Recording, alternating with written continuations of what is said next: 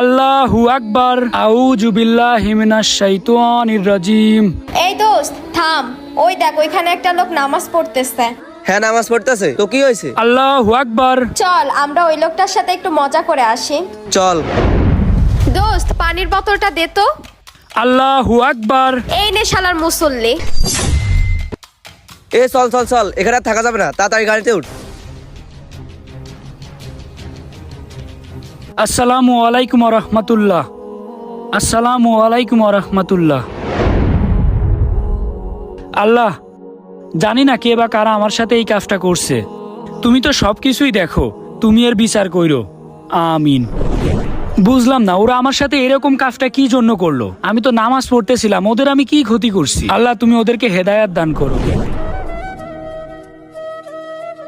এই জিলিক, গাড়ি থেকে নাম, গাড়ি থেকে নাম আগে। উফ দোস্ত, আজকে সত্যি অনেক মজা পাইছে ওই মুসল্লিটার সাথে মজা করে। হ্যাঁ রে, আমার কাছে অনেক ভালো লাগছে, কিন্তু কাজটাকে আমরা ঠিক করলাম। ঠিক করলাম না মানে? অবশ্যই ঠিক করছি।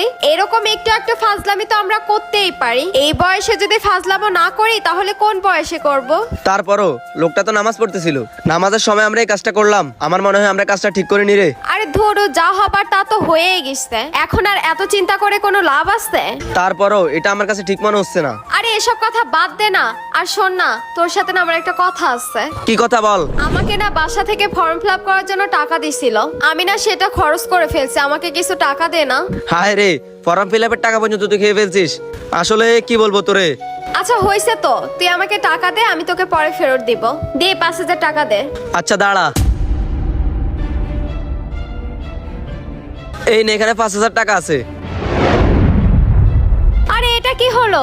কিরে, তোর না মাত্র আমি 5,000 টাকা দিলাম, তাহলে এখানে 5 আসলো কই থেকে? টাকা কই?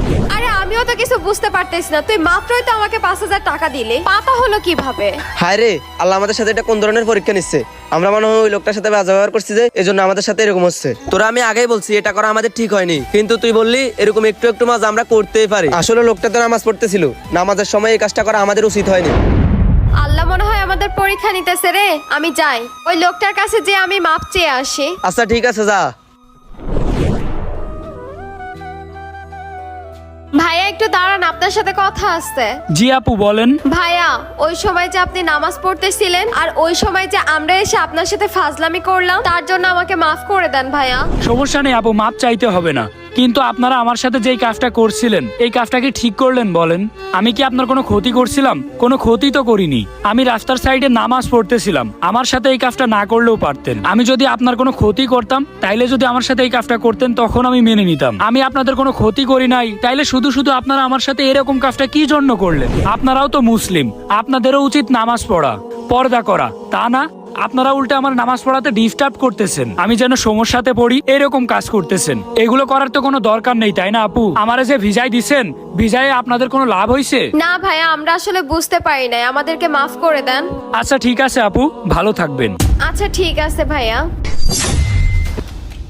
এটা কিভাবে সম্ভব? আল্লাহ, তুমি চাইলে সবকিছুই পারো। সত্যি আমি অনেক ভুল করছিলাম। ভিডিওটার মাধ্যমে কি বুঝতে পারলেন? মহান আল্লাহ যদি চাই তাইলে তিনি সবকিছুই করতে পারেন। তাই আমাদের কারোর সাথে অন্যায় করার আগে একবার না 10 বার ভাবা উচিত।